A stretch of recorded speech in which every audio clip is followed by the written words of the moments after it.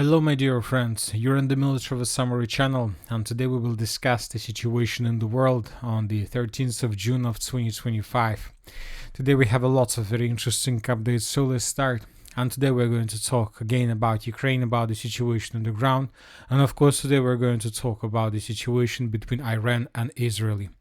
First, let's talk about Ukraine, where the Russians continue their offensive operation, and today we got very interesting details about the bodies exchange process. The Russians today returned additional 1,200 bodies to Ukraine, and according to information we have, Ukrainians didn't return anything, so 0 bodies. And right after this, Zelensky stated that Ukraine see no need in further negotiations with the Russian process. The Ukrainians don't see anything that can save the negotiation process between Ukraine and the Russian Federation, and Ukrainians decided to quit this process. And most likely Zelensky made this decision based on 2 things. The first thing, that the Russians currently will not continue returning back bodies of Ukrainian soldiers, which obviously will keep in a secret the total losses of the armed forces of Ukraine since the beginning of the special military operation. And now Zelensky doesn't need to pay back money to people, to relatives and parents of these people. And another thing is that we see the results of Israeli attack on Iran, most likely, and we will discuss this in the next part of the video, most likely Iran will collapse under this pressure, so which means that Zelensky understands that if Israel wins, most likely United States of America will return back the supply roads to Ukraine, and Ukraine will start receiving everything it needs in fight, with the purpose to fight with the Russians. So that is why he decided to stop the negotiation process, because here waiting for the end of the conflict in the Middle East. Anyway, the situation is very difficult. We see that most likely in the very near future, big countries, big states are going to make their own decisions. We're talking about China, about Russia, about India, about the United States of America and the countries of the European Union regarding the situation in the Middle East, because you know that this evening we start receiving reports about some problems on some nuclear facilities of Iran, and this is obviously a very critical situation, not just for Iran but for the entire population of the world. Anyways, for now, let's return to Ukraine. Let's continue. And first, let's talk about the Sumy direction, where the Russians continue their offensive operation. And according to information we have, during the previous 24 hours, the Russians improved their positions significantly. And first, let's talk about the report that was today provided by the Minister of Defense of the Russian Federation. Today, both the Minister of Defense of the Russian Federation and the official Telegram channel of the Group of Forces North stated that the Russians managed to establish complete control over the village by the name of Yablonovka. Based on this video, we made small adjustments in this area in Russian favor. We colored this forest as a part of the territories under complete Russian control. And with the fall of Yablonovka, we see that the Russians in the central roads of attack are about to finish their battle and their task. Most likely during the next 48-72 hours, the Russians will report about complete control over the villages of Novonikolaevka and Varachine. After the fall of these 2 villages, the Russians will finish their battle in the central direction in the Sumy area offensive. When talking about the village of Yunakivka, there are still very heavy clashes between the Russians and the Ukrainians, and currently we see no progress on the ground. Several mappers and several sources reported that the Russians managed to break Ukrainian defense in this area as well, and that the Russians improved their positions in the central part. But as for the end of the 13th of June of 2025, we still haven't received anything that can confirm this information. The clashes in this area continues, and the situation in this area remains tense. Now let's move further and let's discuss the situation in the Kupiansk direction, where the Russians continue their offensive operation. Today, several sources reported that the Russians continue their offensive operation from the river of Oskol in the direction of the settlement by the name of Volchansk. This information was provided by neutral mappers. The Russians continue their offensive, and today we got several articles that were published by pro-Ukrainian sources, and they're saying that the situation is very critical. The Russians, after a very long operational pause, regrouped themselves themselves, bring additional forces, reinforcements, and reserves, and the Russians began continue their offensive from the river Voskol in the northwestern direction with the purpose to get as close as possible to the Pechenegi-Botsy Reserve. So now the Russians are trying to cut this pocket to maintain their lines and to begin offensive operation in the southern direction with the purpose to finish the battle for the city of Kupiansk and to prepare themselves before the beginning, most likely, of the battle for the city of Kharkiv. Now let's move further. Let's discuss the situation in the Lyman direction. The same story. After a very long operational pause, the Russians resumed their military actions, and according to information we have during the previous 24 hours, the Russians continued their offensive in the vicinity of Kharkovka. In this video we can see something like artillery preparation before the beginning of another round of offensive operation. And according to this icon and according to several geolocations that we got from this territory, we believe that the Russians are going to establish complete control over this territory by moving along the river of Nitrius and along the village of Karpovka from the northern in the southern directions. So this is approximately what the Russians are planning to get during the next several days. Furthermore, during the previous 24 hours, as you can see, we got lots of videos how the Russians were destroying Ukrainian equipment that was abandoned by the Ukrainians, most likely during the regrouping process. Now let's talk about the southern flank of the city of Lyman. We're going to talk about the Siversk direction. According to information we have during the previous 24 hours, the Russians managed to establish complete control over the settlement of Grigorovka. I would like to remind you that several months ago, the Minister of Defense of the Russian Federation reported already about Russian complete control over this territory, and several months ago, several mappers adjusted their maps in Russian favor, but later either the Ukrainians counterattacked or the Russians didn't answer the village itself, but most of the mappers adjusted this territory back in Ukrainian favor. And now we have another proof that the Russians established complete control, and we can see not just the flag that could be dropped or established or installed by drone. Currently we can see not just the flag, we can see Russian soldiers in this area, which means that the Russians have strong control over this territory and that Ukrainian FPV drones couldn't do anything with the Russians while they were installing Russian flag. Now the Russians will continue most likely, and the Russians will try to attack Ukrainians in the area of Serebrenka, and most likely we should expect possible attempts from the Russian side to cross the river of Siversk Donetsk and to attack the Ukrainians in the Kremenaya forest from behind. This operation can lead to complete collapse of Ukrainian defense in this area as well. Now let's move further and let's discuss the situation in the area of Kostyantynivka, where the Russians continue their offensive operation as well. The most important and interesting updates are coming from the area along Siversk Donetsk-Donbass Canal, where the Russians, the third or fourth day in a row, continue improving their positions in the southeastern part of this foothold. According to information we have, during the previous 24 hours, the Russians improved their positions to the southwest and to the southeast of the settlement of the Lyivka.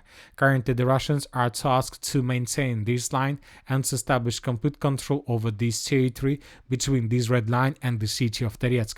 And this is exactly what the Russians are doing right now. At the same time, Russian FPV drone operators establish complete control over the main supply roads, over the next strongholds and villages that are under complete Ukrainian control with FPV drones.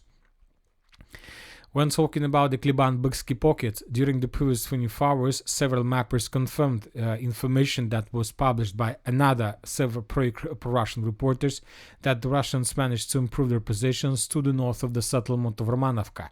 Currently, the Russians are trying to shorten the distance between their positions and the road 0524. Currently, according to this situation, the distance is less than 3.5 kilometers, but even despite the distance, despite the fact that the Russians are still more or less far from this road, the Russians have already established complete FPV drone control over this territory. As you can see, during the previous 24 hours, we got lots of videos how the Russians were attacking Ukrainian vehicles and Ukrainian units in this direction with FPV drones. The Ukrainians suffered huge losses while they were trying to evacuate soldiers to bring additional forces, while the Ukrainians were trying to establish additional artillery systems and so on. We believe that during the next several days we are going to receive more and more videos in this area while the main Russian forces are approaching this line from the settlement of Romanovka. In this video we can see another episode how the Russians attacked Ukrainian vehicles, Ukrainian warehouse in the southern part of Alexandra Kalinova. Now let's move further and let's talk about the situation around the Pokrovsk agglomeration. Very interesting update we got today from the Minister of Defense. Today the Russians reported that as a result of decisive actions, the Russians managed to establish complete control over the village by the name of Koptevo. So we are talking about this territory, and based on the report of the Minister of Defense of the Russian Federation, we have adjusted these territories in Russian favor. So, for example, this is the situation by the end of the 12th of June of 2025, and this is the situation by the end of the 13th of June of 2025. As you can see, the Russians managed to improve their position significantly, and most likely the Russians are not planning to stop. They will continue offensive operation further in the northwestern direction with the purpose most likely to enter the settlement by the name of Novotoretska and Boykovka. If the Russians are able to take these territories under complete control, then we can start talking about complete encirclement of the Pokrovsk agglomeration, or at least about the beginning of this process, because from these positions the Russians would be able to establish complete fire control over the main supply lines between the Pokrovsk agglomeration and the mainland.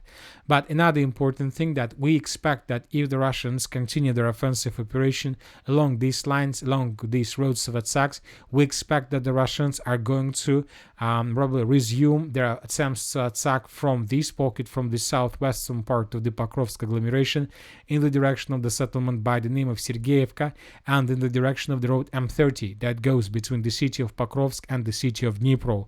If the Russians are able to take these territories under complete control as well, then we can say about complete collapse of Ukrainian defense in the area of Pokrovsk agglomeration, and most likely the Ukrainians would be forced to fall back, because from this, the western flank, the Russians would be able to cut the same roads of supply and support also from the west. Now let's move further and let's discuss the situation in the Dnipro direction, where the Russians also continue their offensive operation. During the previous 24 hours, we received several videos that confirm Russian control over the village of Goryokhova. I would like to remind you that this settlement was taken by the Russians, according to the Minister of Defense of the Russian Federation, during the previous few days. And now we see that the Russians reported and published not just the video, but also the Russians published, the Minister of Defense of the Russian Federation confirmed this information. So based on this video, we haven't adjusted anything because we adjusted this territory according to the report. Also today, the Minister of Defense of the Russian Federation in the morning published another report that they managed to secure not just the village of Koptevo and Yablonovka in the Sumy direction. The Russians managed to finish the battle for the settlement of Komar in their favor. First, there was a report published by the Minister of Defense, and later the group of forces East published this video, where we can see how the battle for this village took place.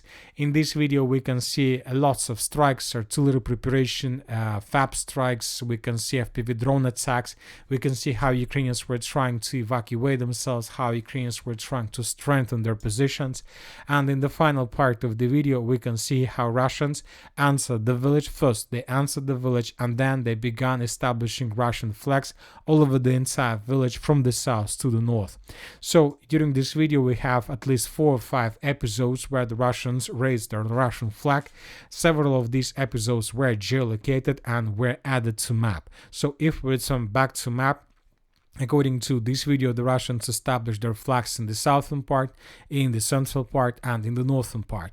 And according to this video, and according to the Minister of Defense of the Russian Federation, we adjusted the map entirely, but we haven't received anything, for example, from the most northern part of the settlement. We believe that this area is under complete Russian control or about to be taken, because we see that Ukrainians currently are not able to hold their lines, and the Ukrainians are retreating further in the northwestern direction. direction. And now that this is very interesting because if we try to remember how exactly the Russians were moving from the village of Marinka, this is the most eastern part of this direction, to the village of Komar, we would see that the Russians were intensifying their attacks.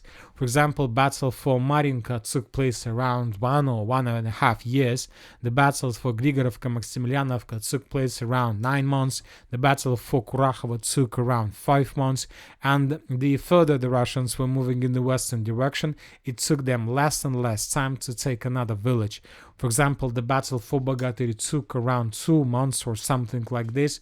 The battle for Komar took around 2 weeks and nothing more, which means that if the Russians continue and if the Russians have enough of forces to continue, most likely they can answer the situation when they can take several villages per day.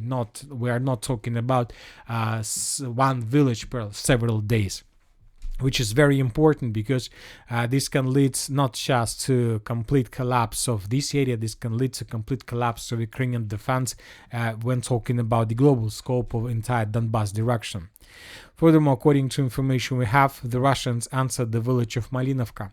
This morning, this information was confirmed both by pro-Ukrainian resources and by neutral mappers. And the most important, if the Russians answered the village, most likely they would continue the battle and they would finish this battle in their favor. So when talking about the situation in Ukraine, we have covered the most important updates. Once again, Zelensky decided to quit the negotiation process, and we believe that first of all this is connected to complete collapse of Iranian defense during the Israeli-Iranian conflict. And you know that this morning most of the sources were talking, when everybody saw the first wave of attack that was completed by Israel, and not just about airstrikes, about special operations that were prepared by Israeli forces, everybody was talking just about one thing, and how exactly the Iranians would counterattack or would strike back the Israeli forces and Israeli facilities. But by the end of the 13th of June, I see that there are very high chances that we are not going to see any strike back from the state of Iran. And you know that this evening I had a feeling that if everything continues developing the same way, most likely we can see even the collapse of the Iran as a state at all. So maybe in 2-3 weeks, if everything continues the same way, we are not going to see Iran anymore. We might see some different several states that could be created as a result of unpredictable consequences that this situation can lead to. Because as we discussed during the previous 24 hours, Israel attacked the territory of Iran. Lots of times they attacked the Iranian military facilities, nuclear facilities. Lots of high-ranked officers were attacked by Israeli scientists, were attacked. And now we see complete collapse. We see that Iran can't do anything with this. During the previous 24 hours, Iran raised several aircrafts in the sky with the purpose, first we thought to stabilize the situation, but later we came to conclusion and we got reports that they were raising their aircrafts with the purpose to save as much as possible.